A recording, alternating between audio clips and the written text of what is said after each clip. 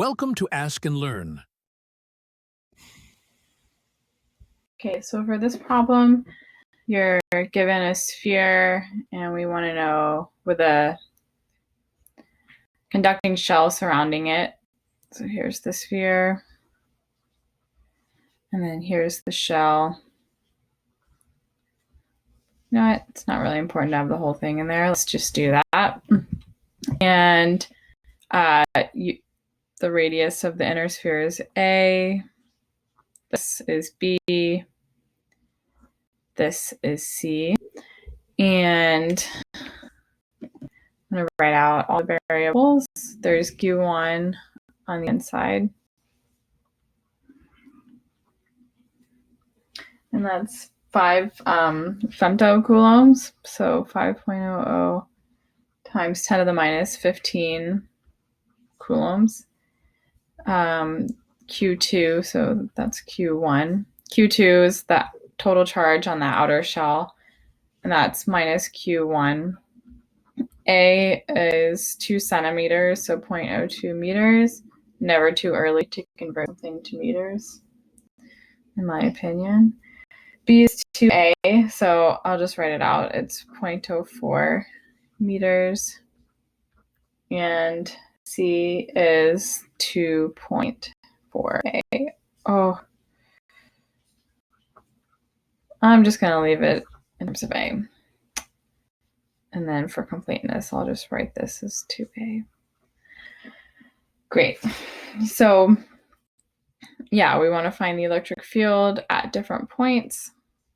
So finding it in the center. In each case, you're going to, the idea is to draw a Gaussian surface. And in the case of the sphere, the Gaussian surface is always a spherical shell around where, and you want the Gaussian surface to intersect where you're concerned with the field. So for our R equals 0, your Gaussian sphere would be a point, really, and so it wouldn't encapsulate any charge. So the field there is, for A, not A equals, but E, sorry, that's an ugly E, equals 0. But now as you go further out, you're going to start encapsulating more charge. So I'm just going to go ahead and draw a picture since this is sort of one of the earlier ones. So here's a close-up of that sphere. And then we're concerned with the radius, which is half of the radius of the sphere, so A over 2. So R is A over 2.00. And so here's your Gaussian surface. So this is like a radius R. And now we want to apply Gauss's law, which says the integral of E dot dA equals Q enclosed over epsilon, that's an L that's just randomly high, over epsilon naught. And this integral in the case of the choice of the sphere, spherical shell of radius R, is just E times the surface area of that sphere. So it's 4 pi. Oh, that pi is struggling. It's another leg. 4 pi R squared. And then that's equal to the Q enclosed over epsilon naught. So how much charge is enclosed here? So it's how much charge would be sort of within this red circle. And so it would be the percent of charge that's enclosed, or it's a percent of the total charge, which is proportional to the percent volume within the sphere. So that's just going to be Q1, and I'll keep the epsilon naught. Come on, pen. Times the ratio of the volume. So the volume of a sphere is 4/3 pi R cubed. And we want to set that, we want to divide it by the volume of the total sphere to get the proportion of charge enclosed. So we can cancel 4/3 and the pi's and get that. So next I do some algebra to determine what formula for E in that particular R, and I would say it's Q1 over 4 pi epsilon naught A cubed times R. So the field just gets bigger and bigger as you go further out, as long as you stay within the sphere. And then if you plug in numbers to that, so you'd plug in like your R is 2A, your A and 2 centimeters, maybe you'll get what I got, which was 0.0563 newtons per coulomb. Okay, and then for C, at this point, we're I think going to the edge of the circle, right? It's saying R equals A. Yeah, so R equals A. And so we're still kind of technically within the sphere, so we can apply this same formula. And so you can say that E is just, if R, we can just say that R is equal to A. So E is Q1 over 4 pi epsilon naught A squared, where I did R equals A and canceled out the A's. So if you plug that into your calculator, maybe you'll get what I got, which is 0.112 newtons per coulomb. It makes sense that it's just a bit bigger than the E a bit further in, where there's less charge contributing to the field.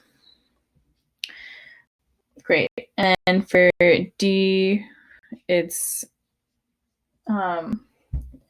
we want to know at 1.5A, so that's still not up to B, so it's between A and B. And then again, we would draw our Gaussian surface. This time we would draw it at R equals 1.5A, and the only charge that would be enclosed would be Q1. So you can say that E equals Q, if you go too fast, you will be punished. It says tablet, Q1 over 4 pi epsilon naught R squared again. And so and this time where this R is the 1.5A.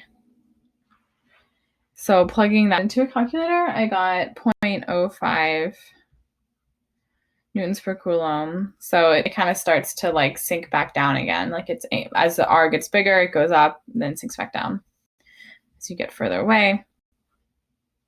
Okay, almost done. So E is asking at 2.3A. So that's beyond B, because B is 2A.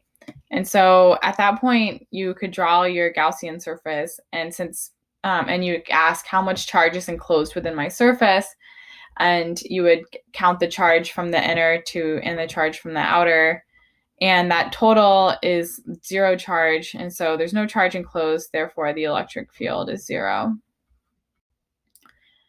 And for F, it asks at 3.5A. Oh, my bad.